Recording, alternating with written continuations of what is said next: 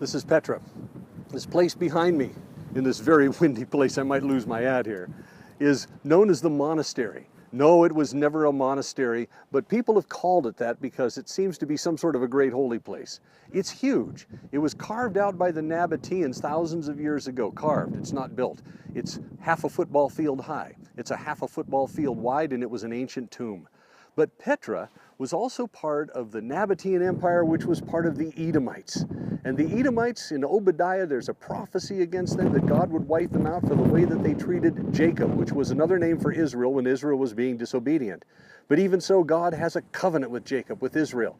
And when the Edomites would injure them, God said, hey, listen, I'm going to have my last word on this someday. And sure enough, in 500 plus AD, in that time, that this place was hit by a devastating earthquake. It destroyed the water system, and it was abandoned ever since. Well, what you're seeing behind me is just one building of hundreds and hundreds and hundreds of tombs and major buildings, even larger than this one here in Petra. But Petra is also part of New Testament history. When Paul went to Arabia, the word Arabia that he uses when he's speaking to the Galatians is synonymous with the kingdom of the Nabateans.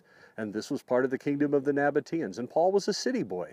And even though this was a very pagan kingdom, I have little doubt that Paul would have come here. He probably did at one point, especially when he was seeking the Lord, trying to figure out what it means that suddenly I've run into the Messiah and he's real and I shouldn't be killing people for believing in him because now I believe in him. And he came maybe to this place. There's a very good chance he did.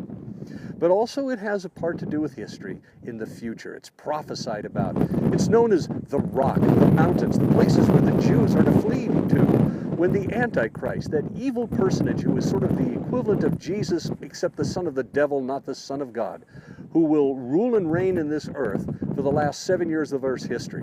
3.5 years into those 7 years, the Jews are going to realize, you know what, this guy really is bad news, and they're going to flee into the desert, and they're going to flee to here. They won't necessarily stay here. They might move to another place called Sela. They might even move to another place north of here about 35 miles called Basra. But this is a vast network of caves and valleys. It's got ways to have water in here, and there's electricity generated in here. It's the perfect hiding place to hide out from the Antichrist. Well, this is part of the future. And for that matter, it's not only part of Jordan's future, it's part of Israel's future. The last thing that I wanted to tell you was that Jordan's place in biblical prophecy is very friendly. You find that they're not in league with the Antichrist. And in fact, they're not in league with those entities that come against Israel in Ezekiel 38 and 39, if you've ever read those. And that's a prophecy about the end of the world and what's going to be happening there. So here in Jordan, Jordan has this remarkable place, and it appears in the future.